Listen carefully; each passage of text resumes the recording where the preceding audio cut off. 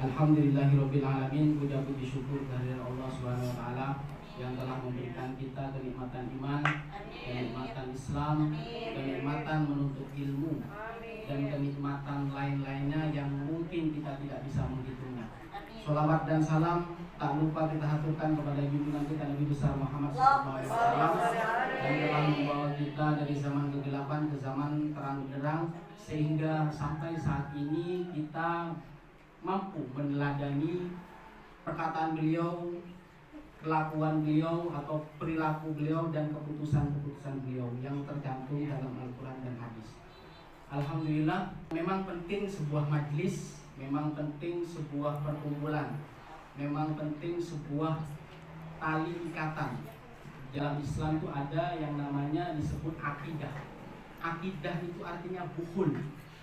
Bukhul itu ikatan yang mengikat hidup kita, yang mengikat segala sesuatu yang ada di dalam kehidupan kita itu diikat oleh akidah. Akidah itu mengikat. Sampai mati pun kehidupan kita di alam barzah diikat oleh akidah. Jadi dasar akidahnya apa? Islam. Islam dan iman. Kalau Islam itu ketahuan dia. Apa yang ada di rukun Islam ketahuan semua ya. Bisa dilihat. Kemudian ada iman. Iman yang tidak bisa dilihat. Jadi perkumpulan apapun, apalagi perkumpulan majelis. Jadi majelis itu artinya tempat duduk. Jadi duduk majelis. Jadi kalau jalis itu teman kita duduknya, itu teman namanya jalis. Jadi kalau majelis tempat kita duduk. Sebaik-baik tempat duduk adalah tempat duduk yang di dalamnya menyanjung dan memuji-muji Rasulullah SAW. Agar apa? Hikmah perkumpulan, hikmah majelis itu ada 3. Yang pertama, hikmahnya bisa ingat. Jadi walaqad yassarnal Qur'an lidzikri atau walaqad taroknaha ayat. Itu yang tadi Quran. Jadi yang ada di dalam Quran itu namanya ayat qauliyah, kalamullah yang dibicarakan, pembicaraan, sabda, firman. Ada namanya ayat qauliyah. Jadi tadi walaqad taroknaha ayat itu hanya kemana? Safinah, perahu, bahtera Nuh, itu bisa menjadi ayat. Ayat apa? Ayat kauniyah. Ayat kauliyahnya ada di dalam Al-Quran. Jadi yang termaktub dalam firman-firman Allah itu ayat kauliyah. Ayat kauniyahnya kita semuanya. Bahkan kita melihat kaum du'afa itu bisa menjadi ayat. Jadi ayat, ketika ada ayat itu artinya kita akan ingat tanda. Jadi ayat itu dimaksud yang termaktub di dalam Al-Quran kurang lebih 6.666 ayat itu tanda agar kita ingat. Afara'aitum ma tumnun antum takhluquna wa nahnul khaliqun. Tidakkah kalian tahu tentang air yang engkau pancarkan. Jadi liqaul khitana ini, bertemunya laki-laki dan perempuan akhirnya memancarkan air. Am antum takhluquna wa nahnul khaliqun. Apakah kalian yang menciptakan atau aku? Ya memang iya yang bikin laki-laki dan perempuan. Hakikat penciptaannya ada di sisi Allah. Hanya kita menyebutkan az-zikru, sebutkan itu Allah. Ingat, dalam arti ingat. Setiap hari kita diingatkan oleh sholat 5 waktu. Tandanya azan, mengajak, memanggil. Bahkan ketika sholat, Allahu Akbar itu apa? Takbiratul ihram. Jadi takbiratul ihram itu menandakan yang lain. Perkataan, perbuatan yang bukan sholat itu tinggalkan, hukumnya haram.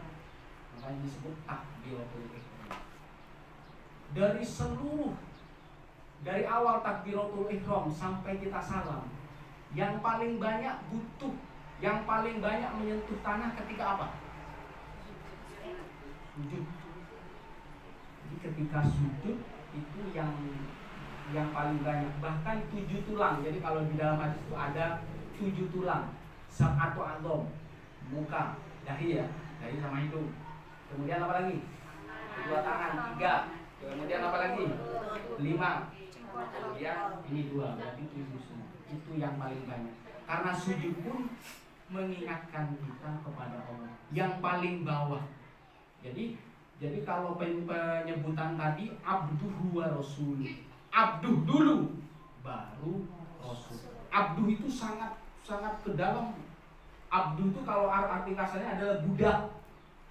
Jadi kalau paham artinya budak, kalau dulu ya, kalau dulu zaman perbudakan itu kan ditendang, dijual, sampai kita punya budak, mau kita menggauli itu tanpa menikah, asal gaul aja nggak apa-apa. Kalau itu budak kita. Jadi penyebutan abduhu, kenapa dia disebutkan abduhu? Itu paling terendah, itu bukti kita itu sujud. Abduhu wa rasul. Setelah merendah, siapa yang mengangkat? Allah wa rasul.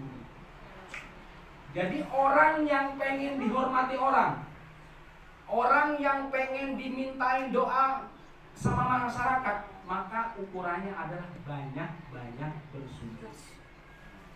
Jadi ketika kita sujud itu menunjukkan kita ingat. Sama seperti majelis-majelis seperti ini, perkumpulan seperti ini apa? Ingat kan?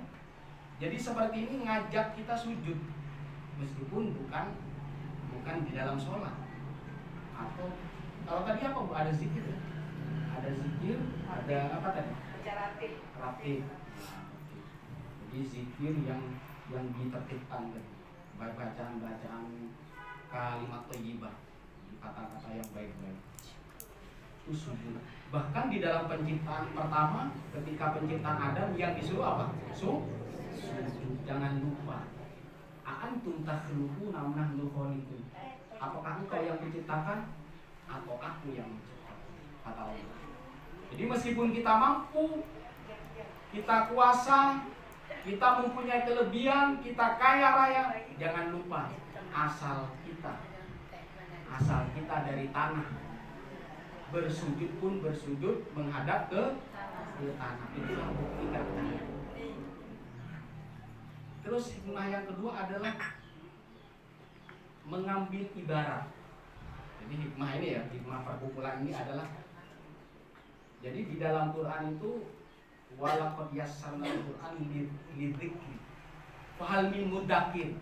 Nah, yang tadi perkumpulan hanya untuk ingat. Kemudian yang kedua, fahal min mudzakir. Apakah kalian mengambil pelajaran?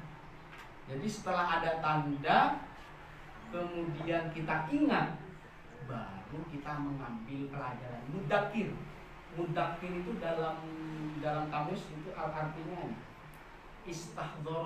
istahdharu fi dzikri. Dia menghadirkan sesuatu yang lupa kemudian dimasukkan lagi ke pikiran. Atau istarja'ahu ba'da nisyan. Dia mengembalikan lagi setelah kita lupa. Jadi kenapa ada peringatan? Mengingat, mengenang. Itu agar ingatan itu kembali ke pikiran kita. Jadi kalau di dalam sholat namanya hadirul qalbi. Pernah dengar? Hadirul qalbi. Jadi ketika Allahu Akbar, jadi hati ini hadir. Jadi bukan Allahu Akbar pikiran bersama, jadi mikir hutang, mikir lainnya. Enggak. Hadirul qalbi itu hadir. Nah, jadi selalu hadir.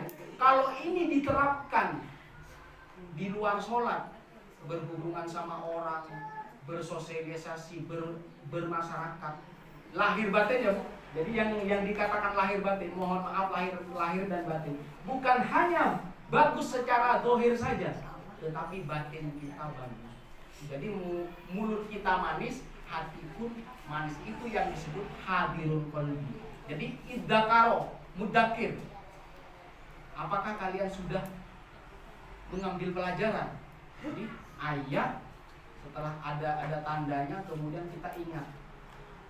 Jadi kalau kita ingin tidak lupa kepada jan itu ada rambu namanya. Itu disebut tanda. Tanda. Jadi setelah ada tanda di sana, di sini, di sana, di sini, itu mengingatkan kita. Kemudian setelah itu apakah sudah mengambil pelajaran? Maksudnya adalah dilaksanakan. Bukan hanya ada tanda, kemudian mengingat, tapi dilaksanakan. Pelaksanaan. Mudzakir. Itu di dalam surat Qamar sampai disebutkan sebanyak 4 kali. Walaqad yassarna lidzikri fahal min mudzakir, ayat 17. Kemudian ayat 22, ayat 32, ayat 40 itu sama. Secara tekstual itu hampir sama. Secara redaksi dia sama. Fahal min mudzakir. Jadi yang kedua ini, apakah kita mengambil pelajaran atau tidak? Kemudian yang hikmah yang ketiga, perkumpulan-perkumpulan seperti ini, itu adalah mengikat silaturahmi. Silah sholat itu salah satu akarnya. Silah sholat bisa artinya berdoa, bisa menyambung, bisa tali kasih sayang rohmi. Jadi yang beku-beku akan dicairkan oleh perkumpulan-perkumpulan seperti ini. Maka ketika perkumpulan tidak membuahkan manfaat, setelah perkumpulan habis itu bertengkar lagi, itu berarti perkumpulannya apa? Tidak barokah. Kita sering berdoa apa? Waj'al tafarruquna tafarruqan maksum. Jadi ketika kita berkumpul, jadikanlah perkumpulan kita perkumpulan apa? Kasih sayang. Ketika berpisah, ketika jauh, hubungan itu akan dijaga, maksuman akan terjaga. Jadi kalau sering berkumpul tetapi masih sering bertengkar, berarti barokah silaturahminya nggak ada.